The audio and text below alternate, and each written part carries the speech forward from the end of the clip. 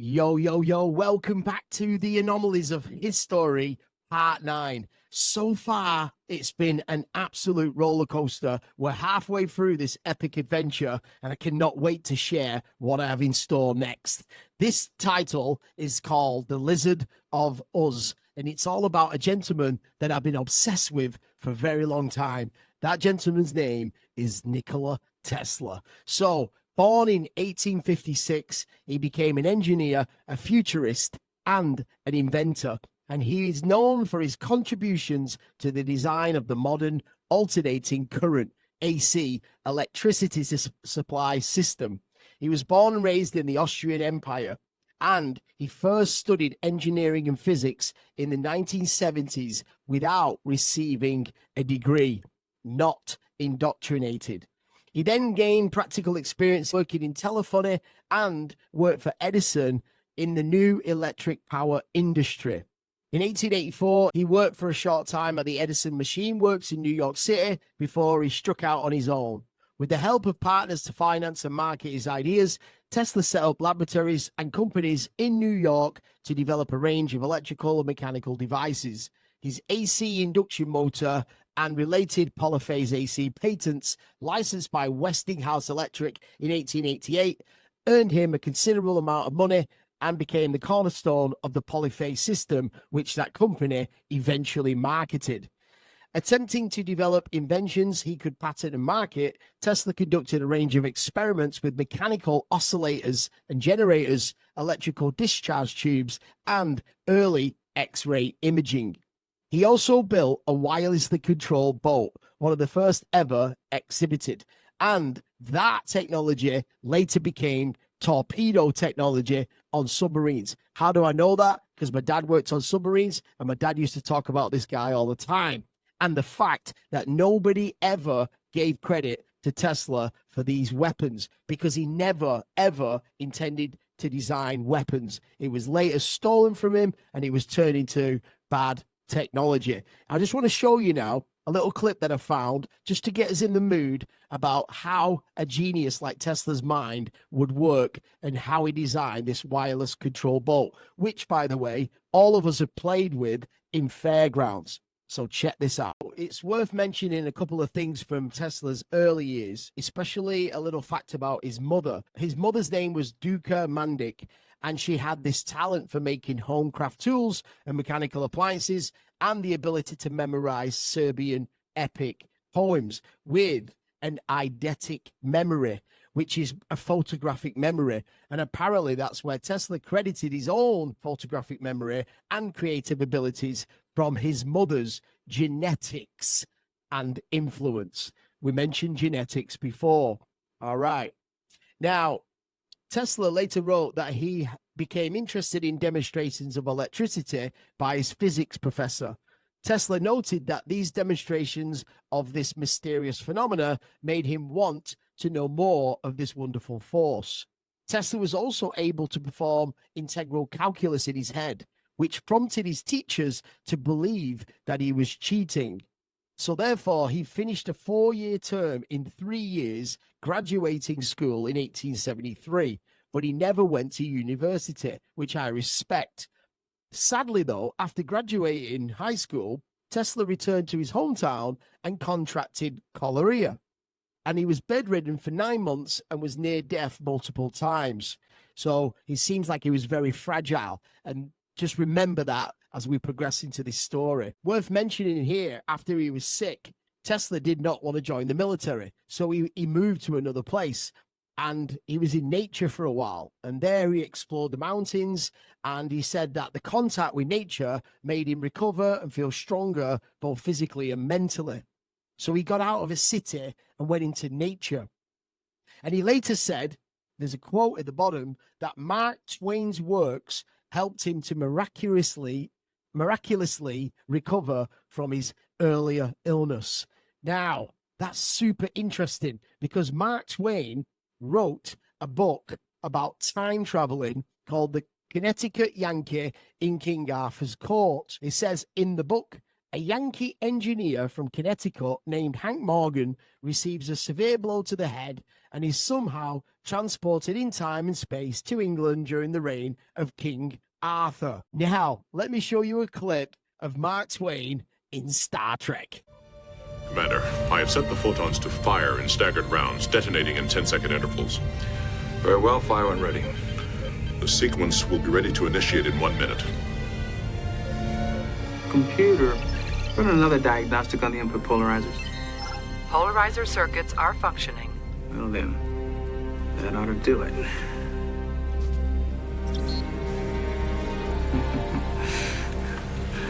Okay, Data.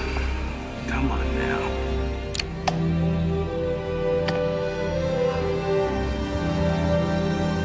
Torpedoes. Phasing. Alien.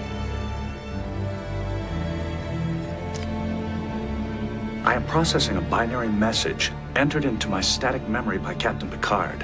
Geordi, are we planning to fire on the alien habitat? Yeah, but It is imperative that we do not. I will explain later. the Force to Riker, hold your fire.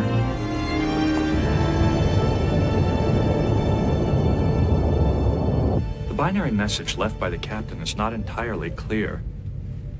He seemed to be concerned about the phase differential of our photon torpedoes, that firing them might produce catastrophic effects. Then how can we destroy their habitat?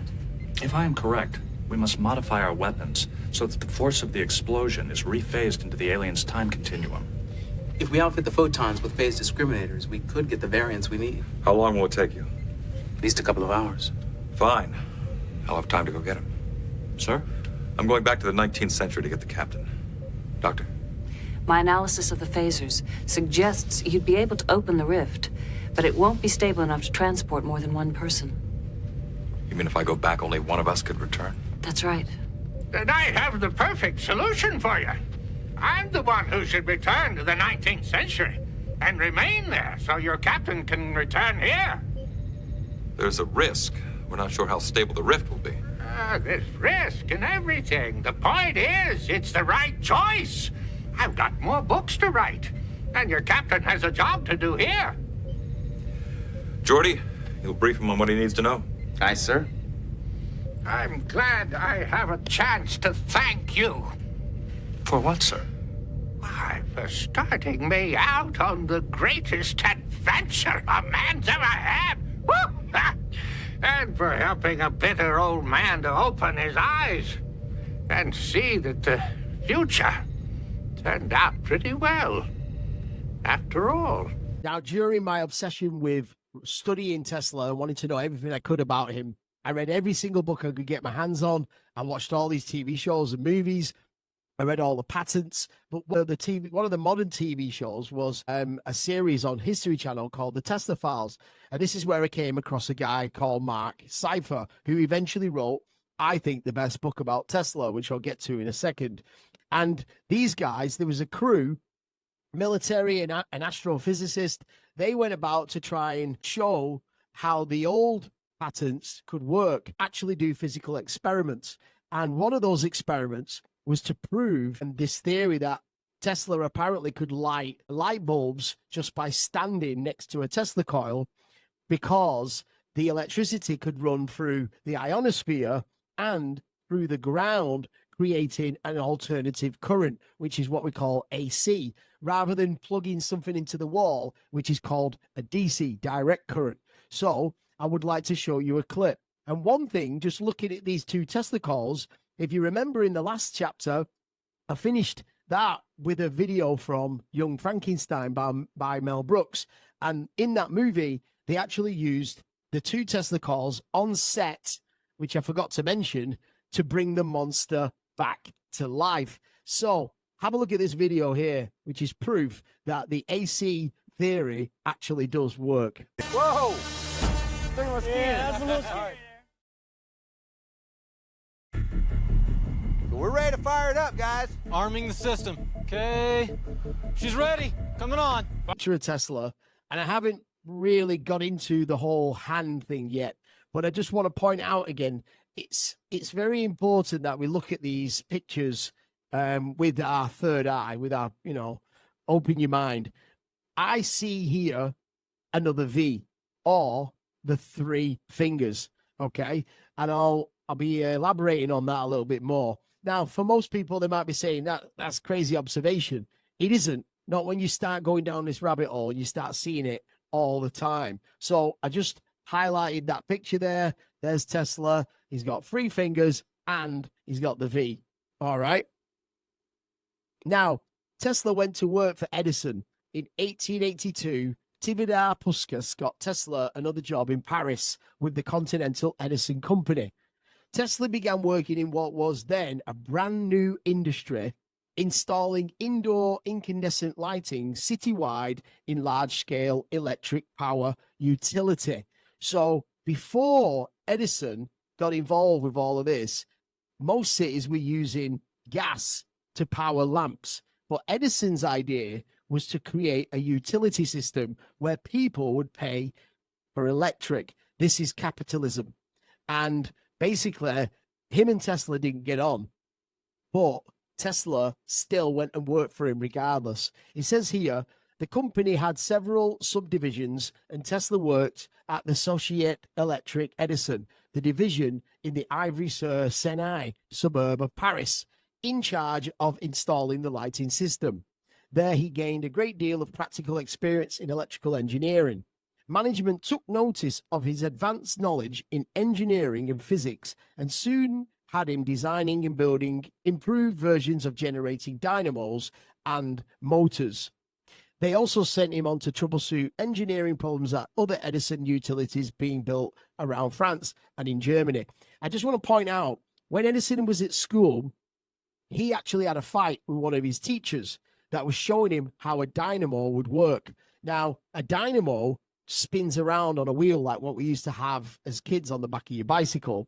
And inside the dynamo, there are these little tiny teeth. Basically, as the dynamo spins round, the teeth would slow down the spin and eventually make it stop. But what Tesla said was that you could take the teeth out and the spin would stop on its own. So by taking the teeth out, you could actually save on materials. And that's where these teachers started saying that he was out of line, because he was questioning the mainstream narrative. And I really respect that. I think, this is the problem with education. You're not allowed to be different. Happening in 1884 was Edison's manager, who was overseeing the Paris installation, was brought back to the United States to manage the Edison Machine Works, a manufacturing division situated in New York City. And he asked that Tesla be brought to the United States as well. Let's take a step back here. Paris was the first city in the world that was created to be a utility system, and New York came straight after, when Tesla was moved out of Paris. So Tesla had given all of his experience, he'd shared all his knowledge, and then he's being moved to New York. And this was before the Eiffel Tower was built. That's very, very interesting, right? So exactly a year later that he moves to New York, in the early morning hours of 13th of March, 1895, the South Fifth Avenue building that housed Tesla's lab mysteriously caught fire. It started in the basement of the building and was so intense that Tesla's fourth-floor lab burned and collapsed into the second floor. The fire not only set back Tesla's ongoing projects, but it also destroyed a collection of early notes and research material, models, and demonstration pieces, including many that had been exhibited at the 1893 World's Columbian Exposition. Tesla told the New York Times, "I am in too much grief to talk. What can I say?" And he then moved and rebuilt his lab on the 6th and 7th floors. Isn't that bizarre? How is it a fire starts on the ground floor and manages to destroy the 4th floor? I'll tell you why, because somebody came in and stole all his shit. All right. Now, the X-ray story. Everybody in the world gives credit for X-ray technology to Wilhelm Röntgen. However, Starting in 1894, Tesla began investigating what he referred to as radiant energy of invisible kinds. He had noticed damaged film in his laboratory in previous experiments, later identified as Roentgen rays or X-rays. Ooh, X-ray vision. His early experiments were the Crookes tubes, a called cathode electrical discharge tube. Tesla may have inadvertently captured an X-ray image predating by a few weeks William Roentgen's December 1895 announcement of the discovery of the X-rays, when he tried to photograph Mark Twain illuminated by a Gessler tube, an earlier type of gas discharge tube. See, the only problem was, when Tesla had his lab, he wrote notes that to make X-ray, you need to have lead in front of a human, otherwise it can be harmful. And when Wilhelm Roentgen brought out his patent, he never mentioned the lead because somebody only gave him part of the information, and that missing part about the lead was obviously burnt in the lab. Do you see what's going on here? This is plagiarism. Now, as I just mentioned, in 1887, the Eiffel Tower was built. After Tesla had been working for Edison in Paris for a utility system, and they basically, Edison asked Tesla, I would like a high arc lighting system with a low generator. And Tesla said to Edison, I'll give you a high arc energy system with a high generator, and it's free. And Edison hated that. Therefore, he took him out of the way. But that doesn't mean he didn't take all the information that Tesla had shared. And then suddenly, a few years later, we have the Eiffel Tower. And everybody goes there, and yet again, just like the pyramids, has no idea what this structure is. Now, most of the world's old architects always used to call this the ugliest building in the world with no purpose. But if you look at it as a power tower, it makes absolutely perfect sense. And guess what? It took 2 years to build in 1887. Very, very interesting. And that's what it looks like right now. Always by a body of water. Very important. Now, back to New York. I want to point out some very interesting buildings. The first one, obviously, is the Flatiron Building. And apparently, it was built within a year in 1902. And again, look at it. This is the Art Deco. This is the Gothic style. Actually, it's none of that. It's a fully functional piece of the system of the city for energy. All right. And funnily enough, it's also part of the headquarters in The Boys, which we've all been watching recently. Just let me read this here. It's hilarious. The Flatiron Building is a historical triangular skyscraper in Manhattan, New York. When Billy Butcher was negotiating with Susan Rayner for CIA resources to fight Supes, he requested office space in the Flatiron Building. Butcher is eventually able to set up a headquarters for the boys in the abandoned area. And after, the group became a contractor for the Federal Bureau of Superhuman Affairs. Very iconic indeed. Aye, lad. Now, what are these structures exactly? Could it be a modern day pyramid? So many people ask that question. Why don't we build pyramids anymore? We don't need to, because we've changed our technology. We don't need to use stone anymore. All we need to do is use the same setup. So just take a look at that picture there. You have a ground anchor. You have electrical charges within the Earth's ionosphere layers. You have a mast, and then you have high voltage discharges from the tower, which create a Tesla dome. You have a Tesla receiver, and then that energy goes to homes and buildings wirelessly. But we get told a different story. Well, so then imagine then what you could harness with all these towers around the world. And just look at the Great Pyramid size compared to all these modern buildings, which get bigger and bigger and bigger and bigger and bigger. It's fascinating stuff. And what is Tesla's famous quote? If you wish to understand the universe, think of energy, frequency, and vibration. All right. And that's why churches especially are all built on sacred ley line sites, with usually a couple of towers. The Tesla towers. It's interesting stuff. Nobody else can build there, can they? It's God's house. Wow.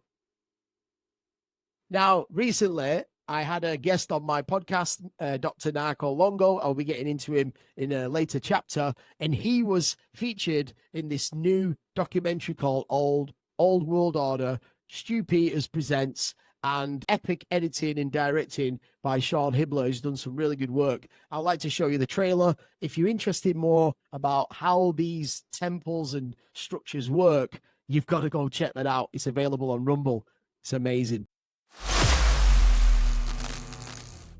There's a lot of architecture in the world today on every continent of buildings that are much, much larger than you would think people of our height would build. Cities in America that look as though they were constructed in medieval Europe. The outside's incredible, but the inside is built like a palace. I'm not sure if there were even any schools of architecture back then. How did they know how to do this thing? We're at the pinnacle of our civilization now. This is the best it gets. The best we've ever done. Look at the quality of these walls. Now you'll go through a neighborhood and every home looks the same. Had we known we're going backwards, everyone would be pissed. As an architect of 20 years, I like to look at a building as telling its own story. I like to say that stones don't lie. And they're giving us timelines of like a year. It was built in a year. The history that we've been told is a lie. Why would a regular-sized human make something so massive? How did they build that beautiful, beautiful building? Was that building here longer? I feel like the building was here already. What was actually in the towers? What kind of technology was up there? These buildings were built by the prior civilization. A beautiful, easy, graceful method of travel flushed down the drains.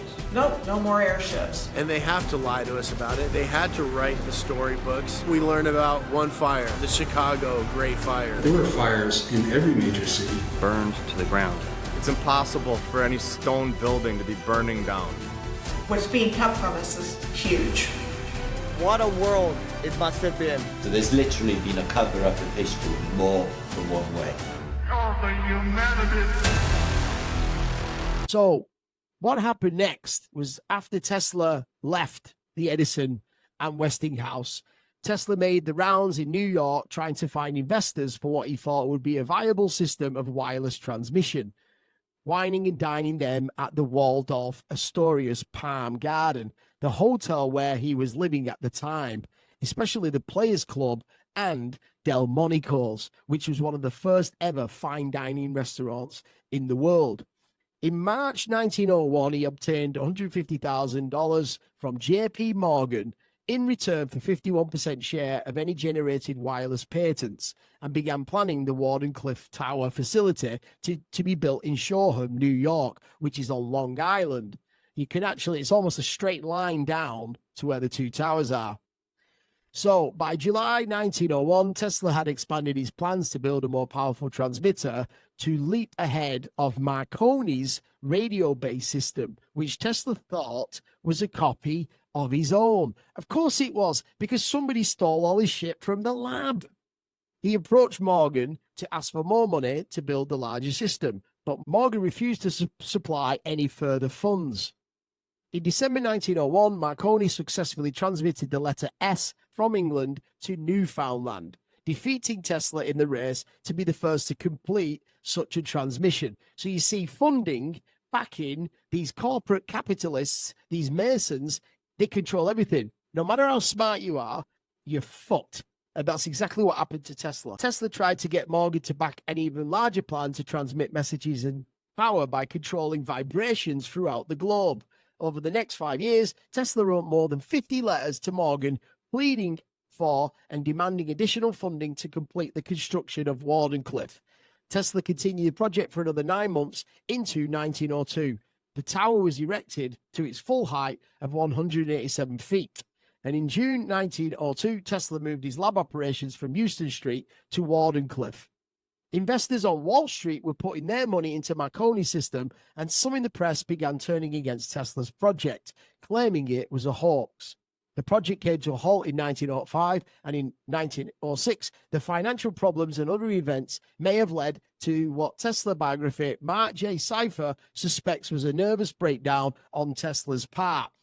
These Wall Street people shook up the stock market and made sure that every single thing that Tesla needed for his patent was too expensive, or called him a pseudoscientist, and destroyed any opportunity he had to get this technology out. And that's still what goes on today. It's unfucking believable, right? Tesla mortgaged the Wardenclyffe property to cover his debts at the Waldorf Astoria, which eventually amounted to 20 grand. He lost the property in foreclosure in 1915, and in 1917, the tower was demolished by the new owner to make the land a more viable real estate asset.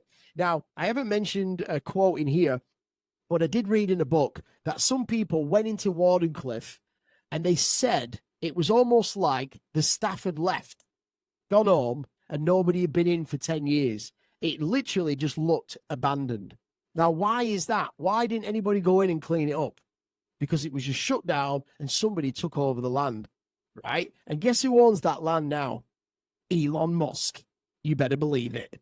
So some people actually suggest that the real function of Wardenclyffe was actually a replica of the Great Pyramid of Egypt's design. That is, like an electron harvester, taking electrons from the ground, using seismic energy and water to pulsate the electrons through a system, and that would then transform hydrogen into microwave energy. And then that would then send out this energy like a dome effect around the city, creating wireless energy. Now, I would just like to show you a clip again from the Tesla files. And then, of course, I have to mention the mighty Christopher Dunn yet again.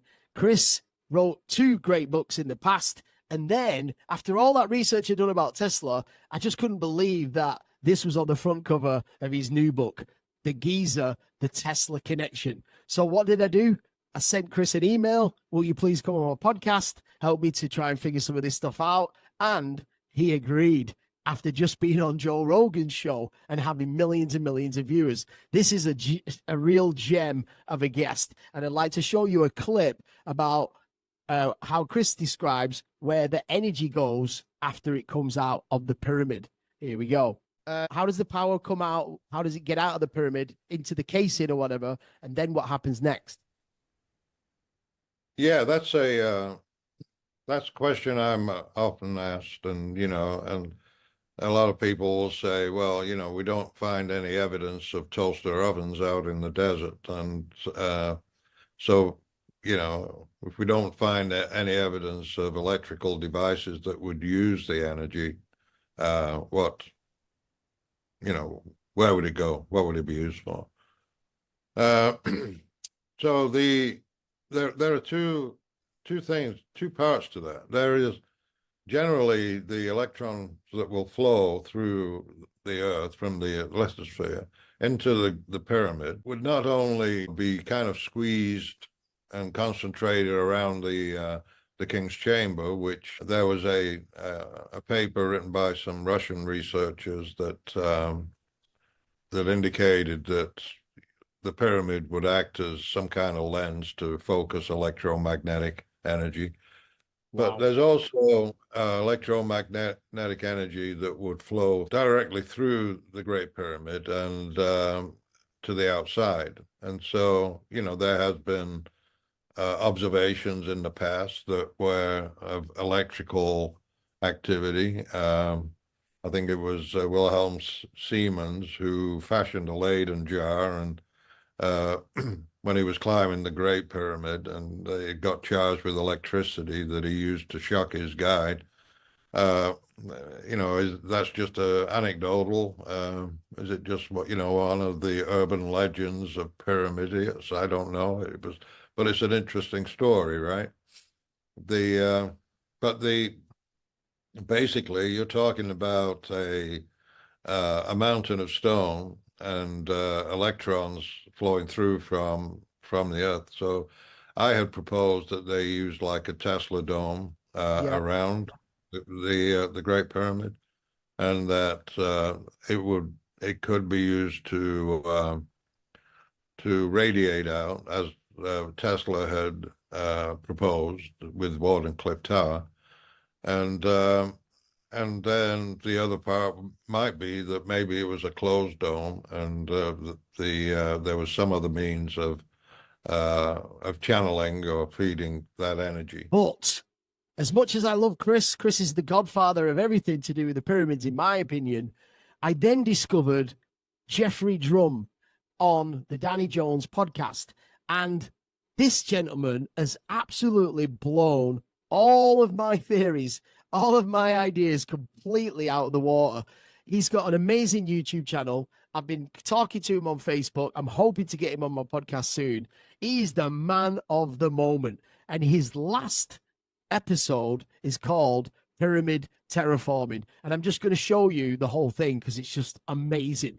Check this out. To begin, here is a map showing the changes in precipitation and population dynamics, with precipitation being indicated by the greening and population dynamics indicated by the red dots. During the African humid period along the Nile River from Cooper and Kropling, 2006. So before 8500 BC, here on the left, the Upper Eastern Sahara was a desert with very little rainfall. But around 8500 BC, here in the center, there were dramatic changes in the environment with abundant rainfall, which led to the movement of population centers that were once focused around the Nile River into this vast area of new, lush, fertile agricultural farmland. And this period continued for about 3,000 years to here on the right, until approximately 5300 BCE, when all of a sudden the rain stopped. And the desert reclaimed this entire area. This desertification coincided with the return of the population centers, again concentrating back around the Nile River, and then the beginning of the dynastic Egyptian civilization around 3500 BCE, as you can see here in the center. This lack of rainfall in Egypt has persisted until the present day. Now, I have proposed that the Egyptian pyramids were operational during this 3,000-year period, and the function of these structures are directly connected not only to the spontaneous arrival of abundant rainfall in the area, but also in forming and fertilizing vast tracts of arable agricultural land. Also, there were a number of environmental factors that climatologists believe are responsible for this change in rainfall. However, I would suggest that this civilization capitalized on this situation to commence the greatest infrastructure project that has ever been built on the face of the planet to augment and sustain the rainstorms that were beginning to hydrate the Sahara. And it all started with the operation of the Step Pyramid, which according to the conventional timeline was the first major pyramid constructed in Egypt.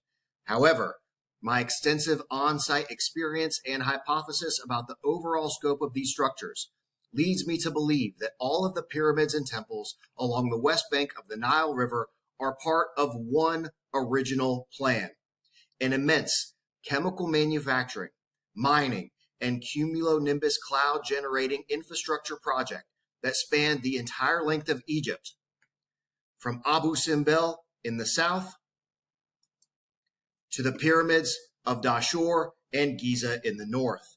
And today I will explain the role of the Step Pyramid, the Red and Bent Pyramids, and the Great Pyramid in terraforming the Upper Eastern Sahara. So let's start with the rainfall and the cumulonimbus cloud lightning storm generator system of the Great Pyramid, which produced the storms that brought abundant rainfall to Egypt, which was the first step in terraforming the Upper Eastern Sahara. From a vast area of barren desert into an area with copious agricultural land. And in episode 106, I began to explain the physics and chemistry that were involved in the operation of the White Horse Hills of Wiltshire, England, and how these chalk hillsides attracted and distributed electric current from lightning to create an exothermic reaction, the heat from which was swept into the atmosphere by wind, a process that emulates the exact same mechanisms that produce cumulonimbus clouds in nature, where hot air fronts are swept into the atmosphere by wind, as you can see here, with these warm air fronts being swept into the atmosphere to create these cumulonimbus thunderstorm and lightning clouds. I also presented how the science of lightning storm generators evolved from landscape engineering that mimicked the forces of nature into completely man-made structures like Silbury Hill, a proto-pyramid that operates on the same principles as the White Horse Hills to produce an exothermic chemical reaction, the heat from which is then swept into the atmosphere by a feature of the landscape here, appropriately known as Windmill Hill, a physics and chemistry-based system that generated the coveted White Horse, an alchemical emblem of the utmost importance that permeates mythology from across the globe, symbolizing the cumulonimbus, lightning and rainstorm cloud. So remember what I mentioned in the last episode about that architect who was related to Margel Hudek, the guy Laszlo Hudek? I pointed out that this guy Laszlo was the architect for the Park Hotel in Shanghai, which again is this Art Deco or Gothic architecture, which I believe these are pieces of systems, just like what you just saw in Jeffrey Drum's video there. This is the modern day wireless power systems in every city, which are disguised as buildings. And I want to look at that logo again. Remember, I mentioned it in the last one, but you didn't have a reference after just watching what Jeffrey said about terraforming and clouds and the white horse. Boom. Look at that. I mean, come on. This is not coincidences. This is all secret coding. For those that know, they know. For us, it's just a picture. All right. And one more building of very particular interest in New York is the Dakota. Why? Well, it was built in 1880, apparently in 4 years. Look at the size of that thing, right? It's like a whole block. I've been there myself. And remember, Tesla came back to New York in 84. So you had all of this architecture being built around the time that Tesla was in New York. And this was the place that John Lennon was killed. And it was also the set of what I consider to be one of the most disturbing films of all time, which was this little bad boy, Rosemary's Baby. And what's it all about? Oh my God. First of all, it was made by Paramount, who I mentioned previously have the 13 stars, and it's directed by Roman Polanski. If you watched Quentin Tarantino's last film, Once Upon a Time in Hollywood, there's a lot you should know about this guy, Roman. He was a satanic cult member. And what's the movie all about? It says here, the film stars Mia Farrow as a newlywed living in Manhattan who becomes pregnant and soon begins to suspect that her neighbors are members of a satanic cult who are grooming her in order to use her baby for their rituals. Lordy, we're getting juicy now. Here's a clip from Rosemary's Baby, which features the Dakota building. It's a wonderful apartment. I love it. See what she's trying to do? She's trying to get you to lower the rent.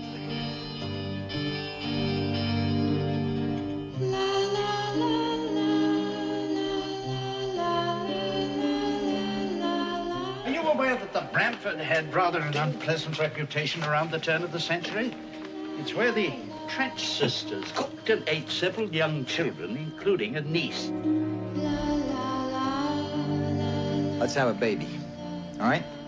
I dreamed someone was raping me.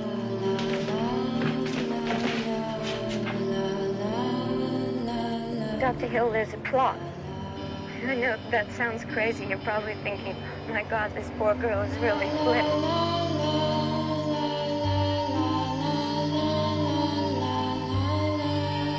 I I've been everywhere, literally. You name a place, I've been there. Hi, dear. We're not bothering you, are we? Minnie Castevet has a herbarium. I'm gonna have her make a daily drink for you. We're your friends, Rosemary. There's nothing to be afraid of, Rosemary. Honest and truly, there isn't. So I mentioned Marc Seifer before, who was one of the hosts of the Tesla Files on History Channel. And this book is absolutely brilliant. If you can get your hands on it, I highly recommend it. What I want to just point out here, I know it might not mean anything, but I'm massively into symbolism. Look at the W on the front cover. You'll notice there's a V sign in there as well. And the V, if you change the name of wizard to Vizard, the Vizard is actually a late 17th century mask, which looks like this. So women used to walk around wearing masks in the 17th century. Why would you do that? Right? Why do people wear masks now? Are they, do they have allergies towards something in the air? Are they trying to hide their real face? You know? But just thinking about the mask, I have to show you another Jim Carrey clip. Here we go. So, Dr. Newman, you're saying that everybody wears a mask? That's correct, Wendy. We all wear masks, metaphorically speaking. We suppress the id, our darkest desires, and adopt a more socially acceptable image. Well, the book is, of course, The Masks We Wear by Dr. Arthur Newman. Thank you so much for being with us today. What's the matter with you? What is it? What are you looking for, huh? You like this thing? You like it? The masks we wear. That's correct, Wendy.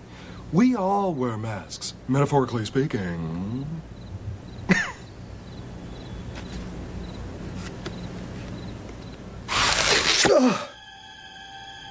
Yeah, right.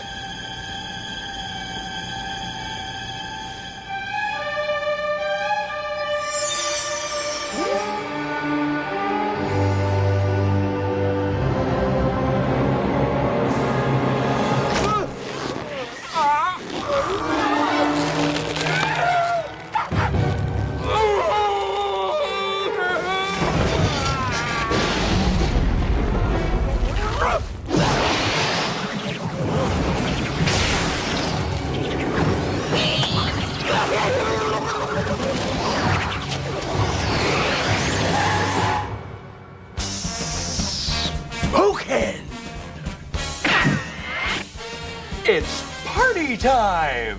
P-A-R-T. Why? Because I gotta! And here's an old picture of Nikola Tesla, which I find quite interesting. I don't want to make assumptions, but I'm just very good at observing things that other people seem to miss. And I just want to point out Tesla's left hand in this picture looks very weird. And yet again, I can see a V. It might just be a random hand position, but he also has kind of weird tentacle fingers. And here we are again, another picture of Nikola Tesla, and the V on the little finger. And notice his other hand, the little finger sticking out. Tentacle fingers, man. Spooky, right? And yet again, another picture. He's looking a little bit thin there, but he's got his fingers in a position bent down, also showing a V. It could be a coincidence, but it's everywhere. All right. Now, in Seifer's book, he mentioned that the name Tesla actually originated from the fact that the whole family had these sharp teeth that represented the adze tool, which is like what you see in the picture here. And apparently, Tesla had a real big appetite for eating massive steaks, especially at Delmonico's, which was in the same iron building, the headquarters of the boys. And I'm just going to read something on here. It says, Delmonico's is the name of a series of restaurants that operated in New York City, with the present version located at Beaver Street. The original version was widely recognized as America's first fine dining restaurant. Beginning as a small cafe and pastry shop in 1827, Delmonico's eventually grew into a hospitality empire that encompassed several luxury restaurants catering to titans of industry, the political elite and cultural luminaires. In many respects, the Monacos represented the genesis of American fine dining cuisine, pioneering numerous restaurant innovations, developing iconic American dishes, and setting a standard for dining excellence. And I'm now going to show you a clip from the movie The Menu.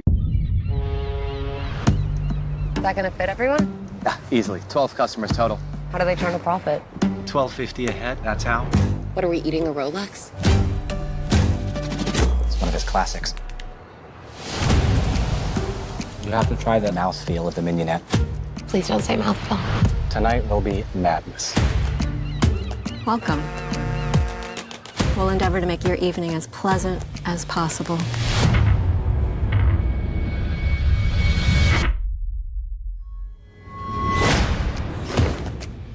Welcome to Hawthorne. Here we are family. We harvest, we ferment, we gel. They gel? We gel. He's not just a chef, he's a storyteller. The game is trying to guess what the overarching theme of the entire meal is going to be. You won't know till the end. Who are you? I am Margot. Why do you care? I have to know if you're with us or with them. This menu, The pictures, they're of us. this guest list. How did he get these? It's not good. This entire evening. This is just theater, it's stagecraft. We're leaving now. Has been painstakingly planned. This is real, isn't it? What the hell is going on? We now offer you a 45-second head start. Okay, 45 seconds starts now. This is what you're paying for. Get out of my way. It's all part of the menu. It's okay. No, we're gonna die tonight. Yes, we are. Yeah. Happy birthday to you. You told him it was my birthday? Seemed funny about 3 hours ago. So one of the references in Seifer's book, as well as the Ayn Rand, was that he also linked Nikola Tesla to James Redfield's classic book, The Celestine Prophecy, which is an adventure in the rainforests of Peru, where there is an ancient manuscript which has been discovered, and within its pages are 9 key insights into life itself. Insights each human being is predicted to grasp sequentially, one insight, then another, as we move toward a completely spiritual culture on Earth. Now, it's called the Celestine Prophecy, which reminds me of Jesus. And I mentioned before, Jesus, etymologically, has got to be related to Zeus. And who is Zeus? The ancient god of the sky and thunder. And we're talking about pyramids. We're talking about taking energy from the sky. It's all interlinked, right? The god of thunder, the man who fell to earth, which is where Seifer also mentioned this film is directly related to the story of Nikola Tesla. And just look at this picture a second. First of all, it's our man David Bowie. Look at his hand alignment. Look at his face. It reminds me of what I showed you about the butterfly in the last chapter. Let's take a look at what this story is all about. Man Who Fell to Earth is a 1976 British science fantasy drama film. The film follows an extraterrestrial named Thomas Jerome Newton, David Bowie, who crash lands on Earth seeking a way to ship water to his planet, which is suffering from a severe drought, but finds himself at the mercy of human vices and corruption. Thomas Jerome Newton is a humanoid alien who travels to Earth from a distant planet. Landing in New Mexico, he appears as an Englishman. Newton has arrived on Earth on a mission to take back water back to his home planet, which is experiencing a catastrophic drought. Sounds like Mars. Newton swiftly uses the advanced technology of his home planet to patent many inventions on Earth. He acquires tremendous wealth as the head of an Arizona archaeologically based conglomerate, World Enterprises Corporation. Now, I'm going to show you a clip. Pay special attention when Bowie picks up the paper. Look at his hands. Oliver? Oliver?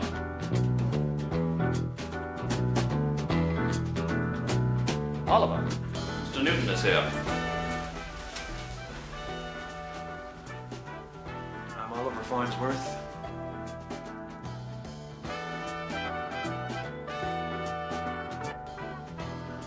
It's like a scotch and water or something, Mr. Newton. Oh, a glass of water. Fine. Would you like a scotch? Yes, please.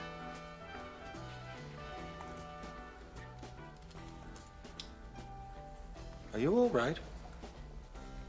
Just tired.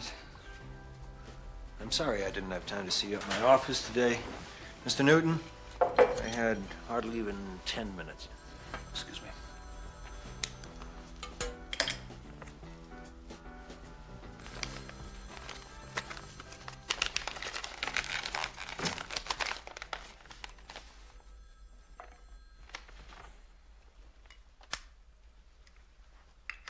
What's this, some kind of bribe? I'm paying you for your time. As from now, I want at least 10 hours at $1,000 an hour. Mr. Newton, this kind of money buys more than 10 hours even of my time. What exactly do you want? I want a lawyer who's well versed in patents. That's me. Yeah.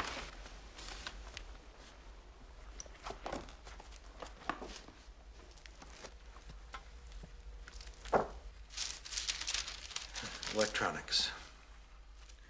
Read the file.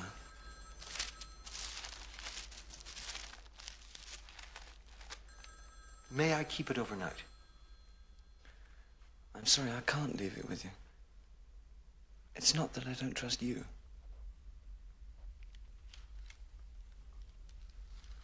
All right, I'll read it.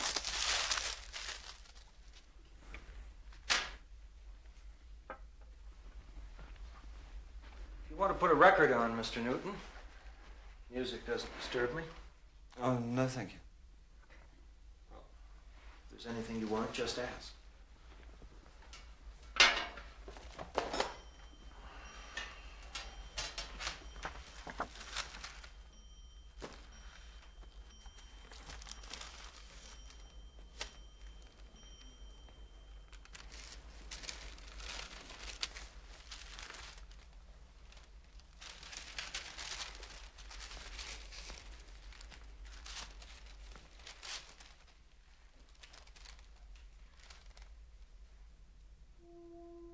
And that reminds me of this song by Sting.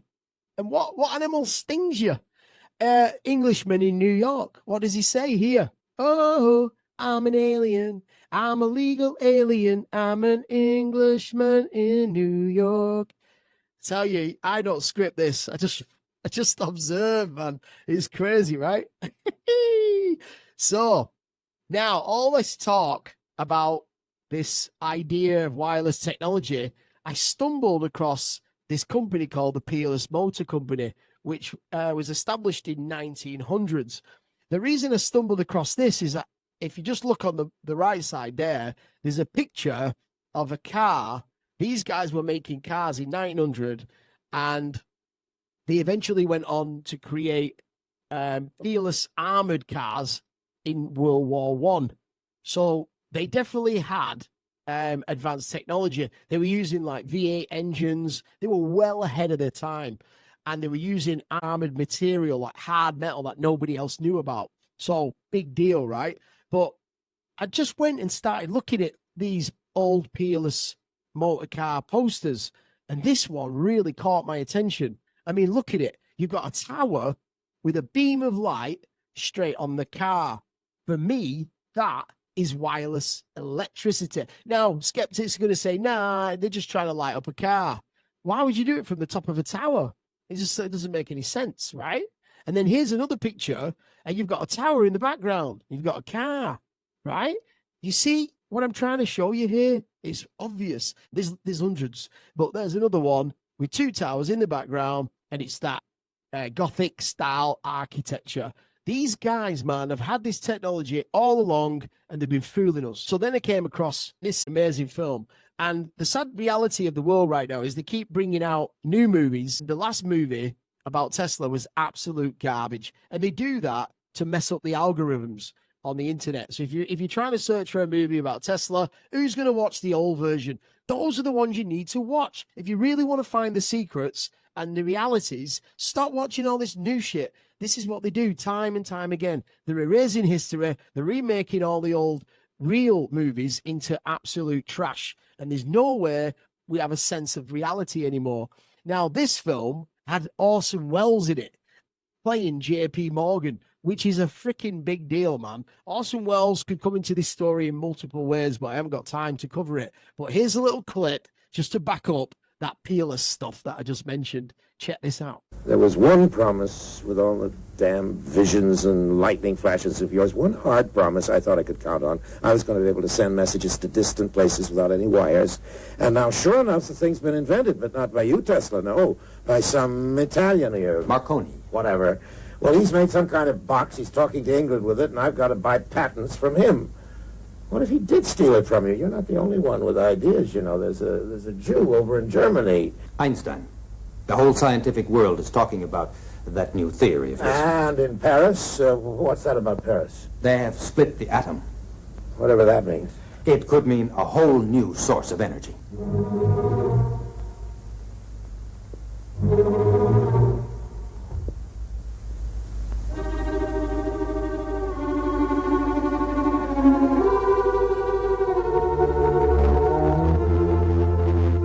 Such energy is created by destroying natural elements.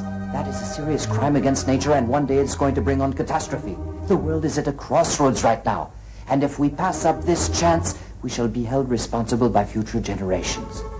Chance? Chance for what? Commodore, we send energy, all energy, to the outer shell of the Earth, the ionosphere. Energy from the sea, the wind, energy from the sun. We no longer need to burn or destroy anything. We simply take what already exists and put it to our use in unlimited quantities.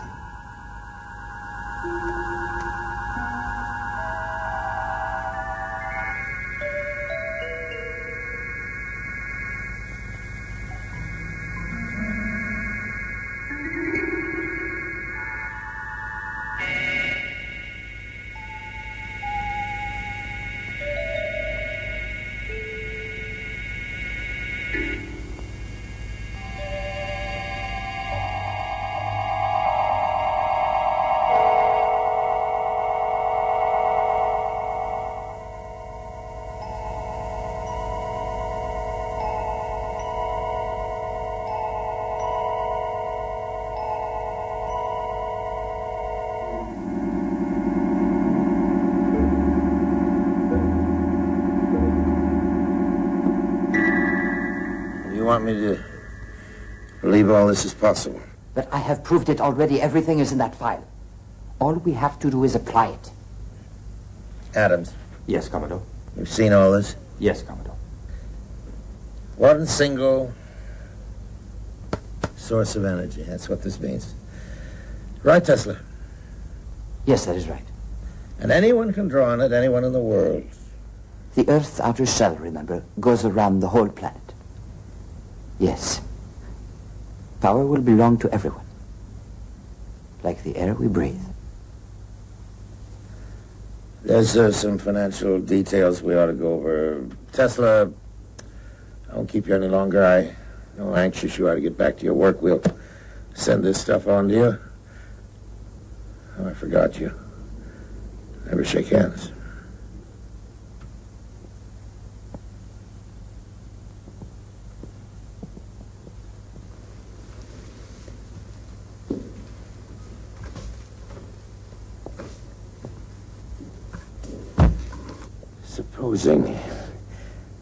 Just supposing he isn't crazy. That man could turn the world upside down and stand it on its head. Yes, I do believe he could. It's a wonderful prospect. Wonderful? Listen, if that lunatic can really do what he says he can do, have you any idea what's going to happen? No, sir. One source of energy, that's what's going to happen, just one. So anybody at all, can just stick an antenna up in his backyard and hook into it, and we won't have anything left to sell but antennas. We'll be producing the power, and anyone who feels like it can milk our cow for free. Well, no thank you, Mr. Tesla. I'm not contributing to that charity. Write him a letter, Adams. Have it ready for me to sign in the morning. Yes, Commodore. What shall I tell him? Tell him goodbye.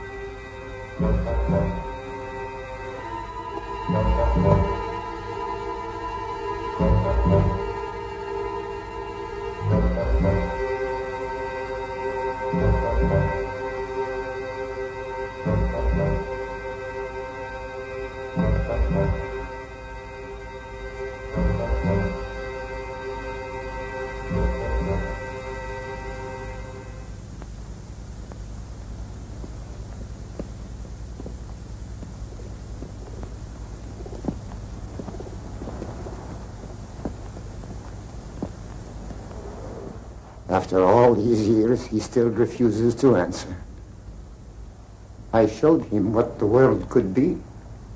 He'd let me know, he said, when he was ready. I'm still waiting. So, here's something very interesting. After Nikola Tesla was found dead in January 1943 in his hotel room in New York City, representatives of the US government's Office of Alien Property, which then later became the FBI, and there's a reason why they changed the name of these companies so that you can't track down any of the original source. It was the height of World War II, and Tesla had claimed to have invented a powerful particle beam weapon known as the Death Ray that could have proved invaluable in the ongoing conflict. So rather than risk Tesla's technology falling into the hands of Americans' enemies, the government swooped in and took possession of all the property and documents from his room at the New Yorker hotel without asking his family for any permission. What happened to Tesla's files from there, as well as what exactly was in those files, remains shrouded in mystery. The X-Files. And ripe for conspiracy theories. Woohoo! Welcome to my world. After years of fielding questions about possible cover-ups, the FBI finally declassified. Oh, here we go, see? The FBI. It's not the Office of Alien Property anymore because they've changed the name. The FBI finally declassified some 250 pages of Tesla-related documents under the Freedom of Information Act in 2016. That's a long time to process some things, right? The Bureau followed up with 2 additional releases, the latest in March 2018. That must be some terrible secretaries right there, not doing your job fast enough. But even with the publication of these documents, many questions still remain unanswered. And some of the Tesla files are missing. No shit! 3 weeks after the Serbian-American inventor's death, an electrical engineer from the Massachusetts Institute of Technology, MIT, was tasked with evaluating his papers to determine whether they contain any ideas of significant value. According to the declassified files, Dr. John G. Trump reported his analysis showed Tesla's efforts to be primarily of a speculative, philosophical, and promotional character, and said the papers did not include new sound, working principles, or methods for realizing such results. Talking about a genius here, fella. Now, the scientist's name undoubtedly rings a bell, as John G. Trump was the uncle of the 45th US President, Donald J. Trump. What a coincidence! The younger brother of Trump's father, Fred, he helped design X-ray machines that greatly helped cancer patients and worked on radar research for the Allies during World War II.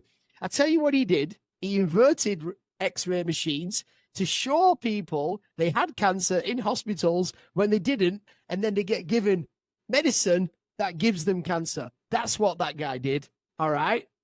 Donald Trump himself cited his uncle's credentials often during his presidential campaign. My uncle used to tell me about nuclear before nuclear was nuclear, he once told an interviewer. Amazing, right? This is like, imagine my uncle created the saxophone. He invented it, and I knew he'd invented it, and then everybody tells me he didn't. But I saw him invent the saxophone, and his legacy's disappeared. That's what's happened right here with Tesla. It's just phenomenal. So at the time, the FBI pointed to Dr. Trump's report as evidence that Tesla's vaunted death ray particle beam weapon didn't exist outside of rumors and speculation. But in fact, the US government itself was split in its response to Tesla's technology. Marc Seifer, author of the biography Wizard, The Life of Times of Nikola Tesla, says a group of military personnel at Wright-Patterson Air Force Base in Dayton, Ohio, including Brigadier General L.C. Craigie, had a very different opinion of Tesla's ideas. Craigie was the first person to ever fly a jet plane for the military, so he was like the John Glenn of the day. And Seifer says, he said, there's something to this. The particle beam weapon is real. So you have two different groups. One group dismissing Tesla's invention and another group saying there's really something to it. So then there's this nagging question now of the missing files. When Tesla died, his estate was to go to his nephew, Sava Kosanovic, who at the time was the Yugoslav ambassador to the US, thanks to his familiar connection with Serbia's most celebrated inventor. According to the recently declassified documents, some in the FBI feared Kosanovic was trying to wrest control of Tesla's technology in order to make such information available to the enemy. Oh, come on, man. How many times have we heard this shit? And even considered arresting him to prevent this. It's just unbelievable. So in 1952, after a US court declared Kosanovic the rightful heir to his uncle's estate, finally, Tesla's files and other materials were sent to Belgrade in Serbia, where they now reside in the Nikola Tesla Museum. But while the FBI originally recorded some 80 trunks among Tesla's effects, only 60 trunks arrived to Belgrade. Where's the missing trunks, man? Imagine what you could do with all that information. You could control the world, right? So Nikola Tesla died in the Waldorf Astoria, which originated as two hotels built side by side by apparently feuding relatives, right? So in 1893, it expanded in 1897, and the hotels were raised, whatever that means. And in 1929, then came the Empire State Building. And look at it. It says here the building has a roof height of 1,500 feet, including its antenna, right? I mean, they say they build these antennas to make them taller. No, they're power towers, man, right? They're power towers. And look on the right side, the architectural style again, Art Deco. What does that mean exactly? These are all linked together. They are some system taking over from the pyramids in the past. And I want to point out, the Empire State Building was constructed in 1 year, in 1930. How do you build that in 1 year, right? When, interestingly, the new Landmark 81 in Vietnam, where I live, took 4 years, which also has a giant antenna on top. And I've been there very early in the morning. I've seen it sparking. I've seen the electricity running through the antenna down through the building. And the building's covered with glass that's solar powered. And that is powering the city, the new city of Vietnam. And check this out. At the bottom of the landmark, we've got 2 pyramid sculptures. Very interesting stuff. I wish I was making this up, but I'm not. What came after the Empire City? The two towers, right? The Tesla towers. And where are they located? In Battery Park City in New York. Now, there was another person who apparently fell from Earth, and that person was Serpent Man. It's not Superman, it's Serpent Man. And look at the logo. You can see the snake now, right? I want to show you a clip from Superman 2, the extended edition, which was directed by Richard Donner Kebab. And just look at that clock way before that incident on 9/11. Crazy.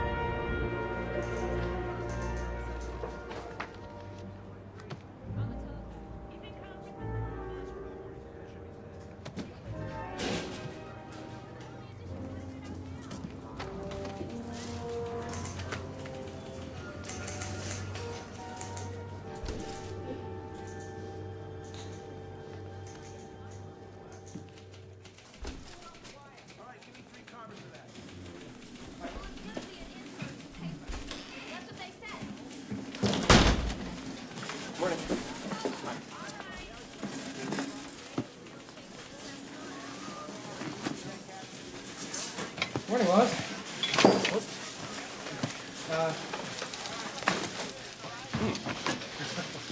Morning, Lois. Hi, Clark. Jeepers, I have seen some faraway looks in my time, but my goodness, with that look, you might as well be on the North Pole or someplace. The North Pole. No, that's too silly. Did you ever feel like you knew something that was so important that... Whoops. No, you never did. I mean, I feel like I'm sitting on the single most important story of my career, and I can't remember what it is.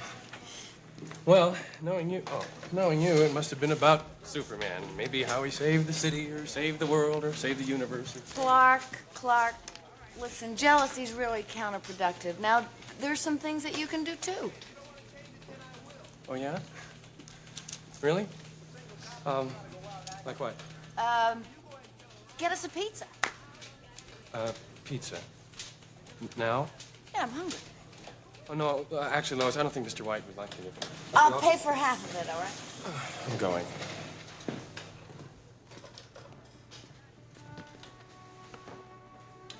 Lois? Hmm? You know about pizza? It's okay. I'll pay for the whole thing. You know, you're really super.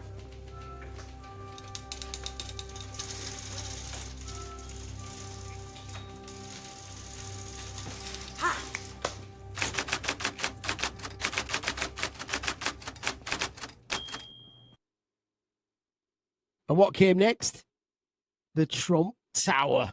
So Donald Trump's uncle got the Tesla files, the X files, And then he created a bunch of towers all around the world, and now Trump became the president. You see how this works now?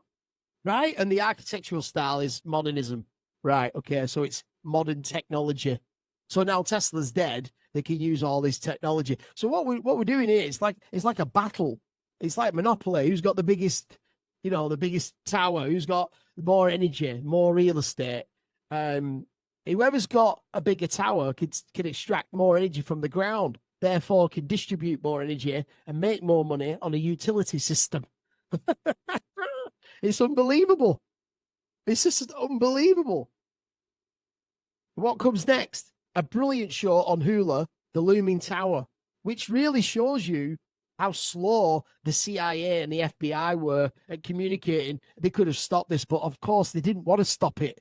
That's where people who say it's a conspiracy, it's not. It was intention, right? And I'll show you something now, which is weird. This is Sid and Nancy, a story about the Sex Pistols, featuring Gary Oldman.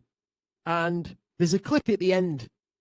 And now I've just showed you the clip from Superman, and he mentioned getting Lois Lane a pizza in the morning. And now you've got Gary Oldman, who plays Sid the Sexist, getting released from prison at the end of the film. And the first thing he asks the police officers is, where can I get pizza? And he goes to a place, have a look at it, which has got little kids around. That's Pizzagate for you, baby. Oh, yeah. One more thing. Sure, kid. What is it? Where can I get a pizza?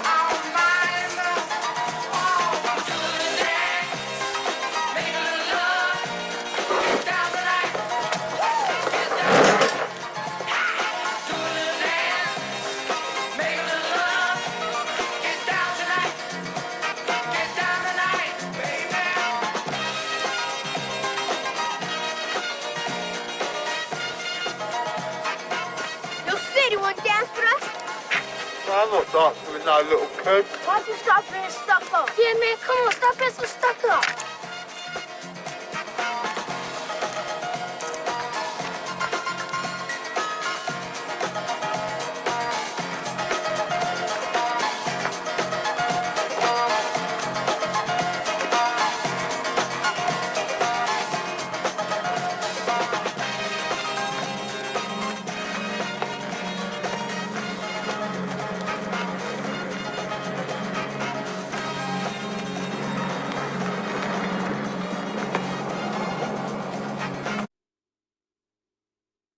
And now let's take a look at the Sex Pistols, the lyrics, God Save the Queen.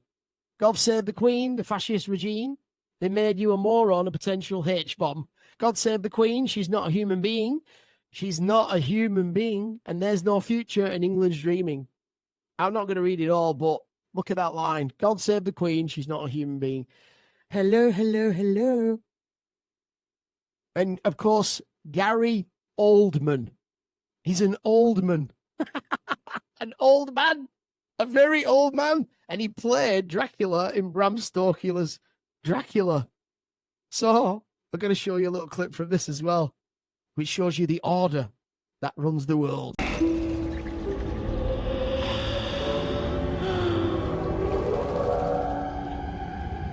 Welcome to my home. Enter freely of your own will and leave some of the happiness you bring. Count Dracula? I am Dracula. And I bid you welcome, Mr. Harker, to my house. Come in.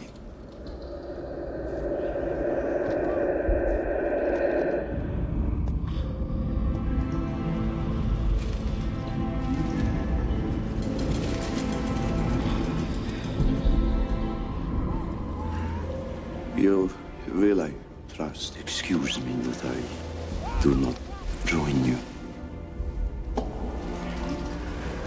But I have already dined, and I never drink wine.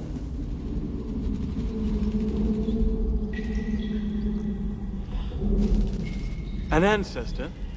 I see a resemblance. The order of the Dracula. The dragon. An ancient society, pledging my forefathers to defend the church against all enemies of Christ. The relationship was not entirely